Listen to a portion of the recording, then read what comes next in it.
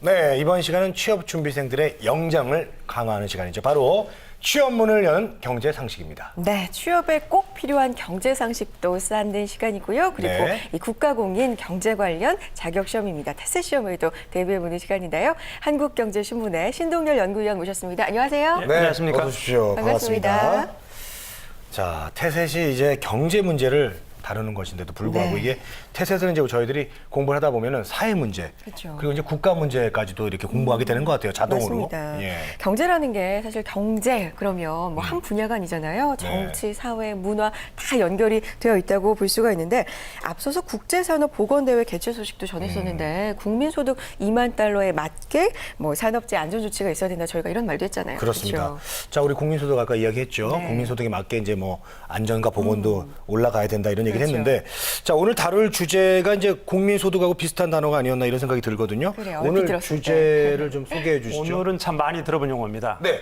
국내 총생산, 즉 GDP 설명을 좀 할까 GDP. 합니다. 네. GDP 그렇습니다. 많이 정말 들어보고 네, 그렇습니다. 언급하는 거론하는 경제 용어 GDP입니다. 오늘 자세하게 또 알려주실 텐데 GDP 하면은 자연스럽게 GNP도 많이들 네, 이렇게 그렇습니다. 짝지어서 예, 얘기를 예. 하는데 네. 개념 정리부터 해주세요. GDP, 즉 국내 총생산이고요. GDP는 그로스 도메스틱 프로덕트, 이 머리 국내. 앞머리 국내. 따서 GDP입니다. 네. GDP는 이 용어를 좀 사전적 개념으로 설명을 드리면 일정한 기간 내에 일정한 영토 내에서 생산된 재화 서비스 가치의 총합을 얘기합니다. 네. 그러니까 쉽게 말하면 한 나라에서 1년 동안에 얼마나 많은 것을 생산해냈느냐 하는 것이 바로 이제 GDP라고 볼 수 있고요. 하나의 경제 대국이다. 경제 대국 1, 2, 3이다 하면 바로 이제 GDP가 얼마나 많으냐 이 순위라고 생각하시면 되겠습니다. 네. 저희들이 어렸을 때 공부할 때는 이제 GNP를 많이 썼습니다. 네. 국민 총생산입니다. 그러니까 어느 나라에 있든지 자국 국민이 생산하면은 바로 그게 이제 국민 총생산에 잡혔는데 요즘은 국내의 개념이 강해졌습니다. 사실 이제 글로벌 시대에는 국민이나 국가 개념이 더 희박해졌습니다. 하지만 이 실질적으로 어느 나라의 경제 성장이 어느 게 영향을 미치느냐 하면은 사실 국내에서 하는 행동이다. 예를 들어서 미국에 있는 GM이 한국에서 자동차를 생산하면 고용도 한국에서 이루어지고 그렇죠. 또 소비도 이루어지는 것이고요. 또 각종 원자재도 사실 한국에서 이루어지기 때문에 그만큼 우리나라 경제에 직접적인 영향을 미친다. 그러면서 최근에는 이제 GNP보다도 거의 경제 이 성장률을 따지고 이 국내 총생산 따진 데는 이제 GDP 를 지표로 삼고 있습니다. 네, 알겠습니다. 그럼 정리를 한번 해보겠습니다. 네. GNP는 이제 누가 생산했느냐, 그게 이제 네. 중요한 것이고, GDP는 이제 어디서, where, 국내에서. 어디서 생산했느냐, 그렇죠. 그게 중요한 거죠? 예, 그렇습니다. 예. GDP는 말 그대로 누가 생산했느냐 하는 것은 따지지 않는 것이고요. 어디에서 생산이 됐느냐, 그러니까 어느 나라에서 생산이 됐냐 하는 것이 중요한 것이죠. 네. 이걸 우리가 이른바 우리 국민이 어디에 생산하냐 속인주의라고 얘기를 하고요. 일정한 영토 내에서 생산하는 걸 따질 때는 속지주의입니다. 그러니까 네. GDP는 속지주의 개념이죠. 예를 들어서 우리나라 현재 자동차가 미국에서 자동차를 생산하면 그 생산량은 미국의 GDP에 잡히는 것이고요. 반대로 GM이 우리나라에 와서 자동차를 생산하면 그 생산된 자동차는 우리나라의 GDP에 포함이 됩니다. 네. 그렇군요. 그렇군요. GDP는 이제 네. 분기별로도 집계를 하고요. 이제 연간으로 집계를 하고 GDP는 한국은행이 집계를 합니다. 네, 알겠습니다.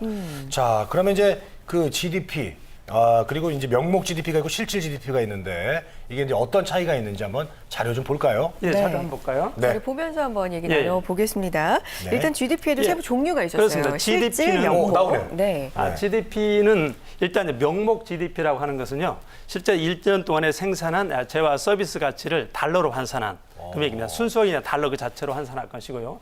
이것을 물가를 감안한 경우, 그 GDP를 가지고 얼마나 많은 물건을 살 수 있느냐 하는 것을 우리가 이제 실질 GDP, 즉 구매력 평가 GDP라고 합니다.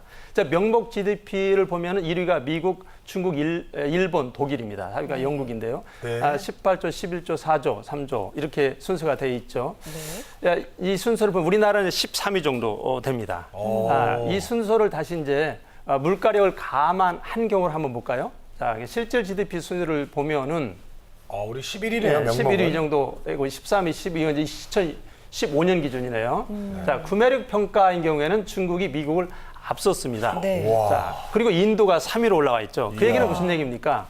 물가가 그만큼 싸다 하는 얘기입니다. 중국이나 인도는 물가가 싸다. 일본은 이제 물가가 상당히 좀 비싼 편이죠. 이 순서를 볼 수 있습니다. 그러니까 실질적인 이제 구매력까지 평가를 하는 경우도 있지만 우리가 일반적으로 GDP다 하면은 보통은 명목 GDP를 갖고 얘기를 합니다. 우리나라 13위네요.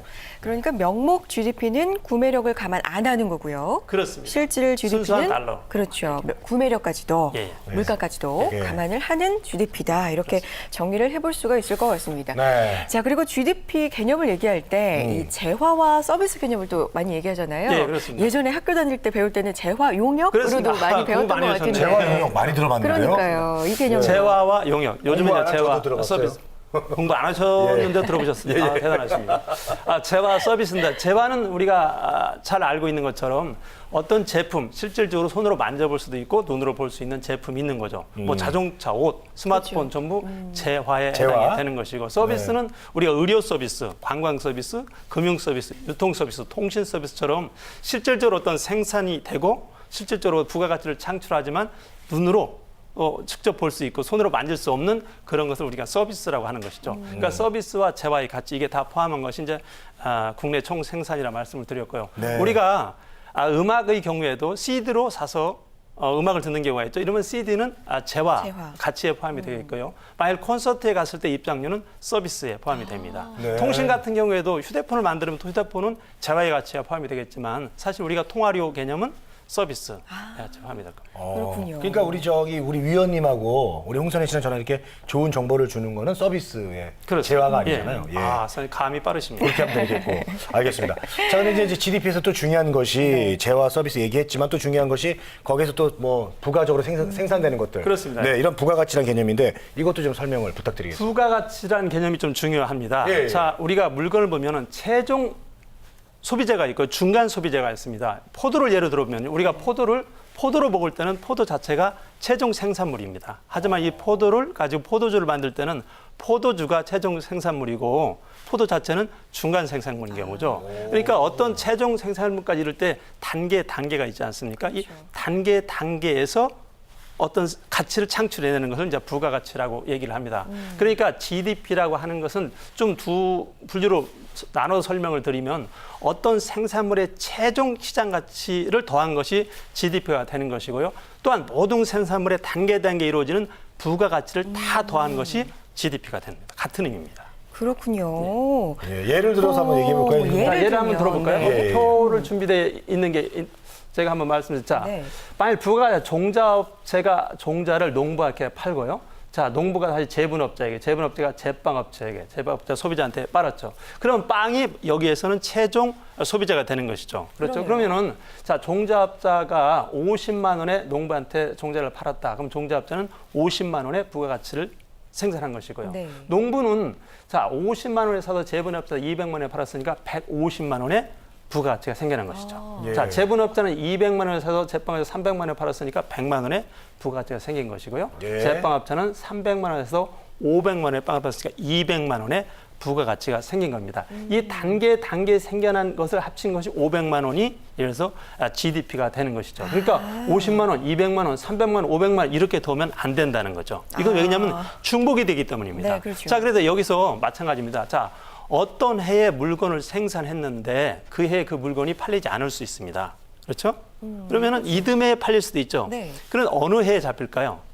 이것은 생산한 해에 잡힙니다. 그래요. 생산한 그러니까 해에. 재거품을 팔면은 그 해에 GDP에 포함되지 않습니다. 재거품은 그러니까 생산한 해에 포함이 되고 또 재거품을 팔겠는데 또 거기에 포함이 되면은 이중으로 되죠.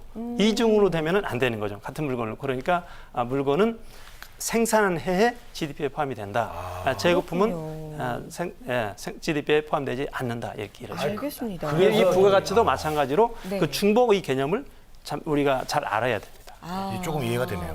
재거품을 판다 그래서 그 해가 아니라 그렇습니다. 생산된 만든 해, 해. 생산한 해. 그렇군요. 그래서 알겠습니다. 저기 12월에 항상 이렇게 떨이로 어떻게 해서든 팔려고 하는 건가요? 감이 계속 좋으십니다.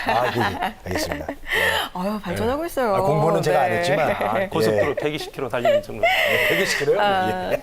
자, 위원님 그런데 최근에 생산 과정들이 굉장히 많이 다양해지고 있잖아요. 그렇습니다. 그러니까 예. GDP 이 산출 과정도 예, 예. 좀 바뀌어야 되지 않나 이런 목소리들도 있습니다. 네, 약간 있습니다. 네. 물론 어느 통계 뭐 어떤 완벽한 것은 없습니다. GDP도 이제 마찬가지일 겁니다. 사실 이제 GNP, GDP로 한 것도 약간 결함이 있기 때문에 또 이렇게 GDP로 바뀌지 않았겠습니까?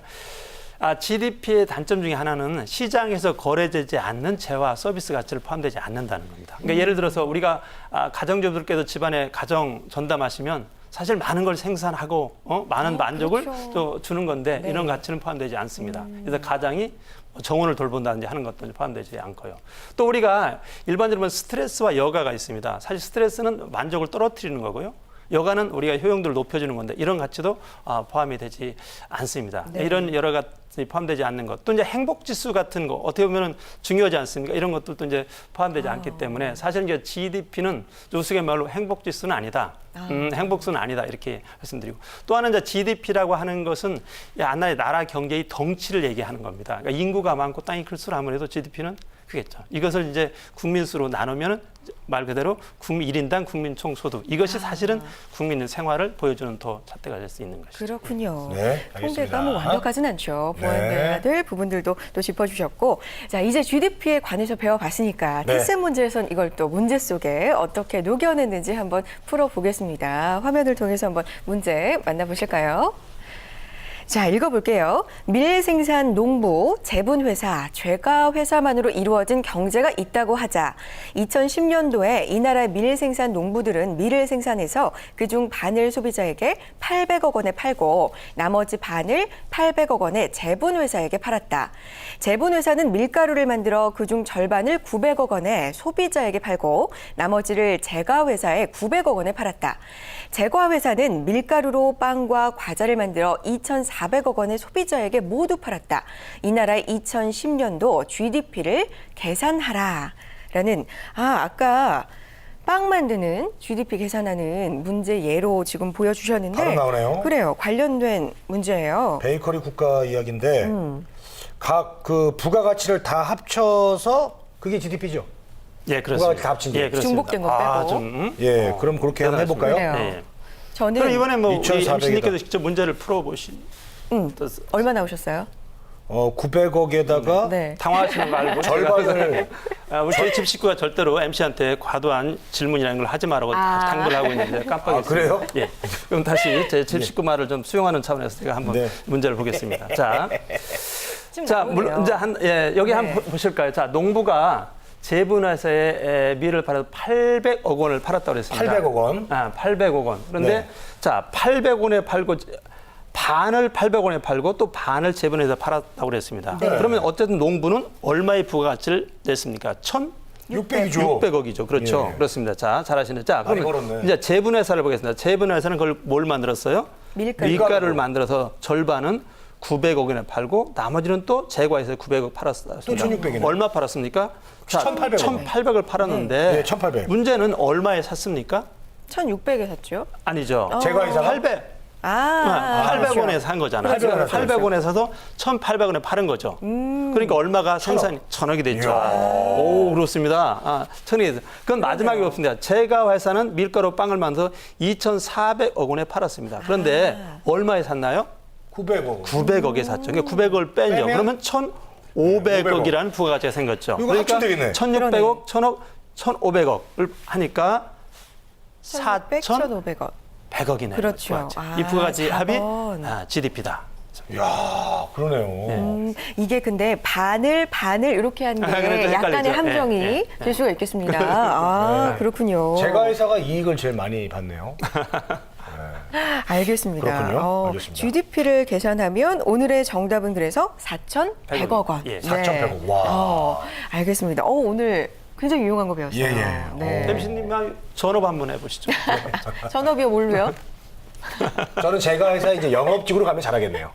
그럴 것 같습니다. 그렇죠. 네. 예, 제가 이제 뭐 제품 만들고 이런 기술은 없기 때문에. 네. 예. 자, 오늘도 문제 풀어보면서 GDP 개념에 대해서 그리고 GDP를 산출하는 방식까지도 한번 예를 들어서 살펴봤습니다. GDP도 늘고 일자리도 함께 늘어났으면 하는 또 바람이 그렇죠. 생기네요. 네, 한국경제신문의 신동열 연구위원과 함께했습니다. 고맙습니다. 네, 고맙습니다. 고맙습니다.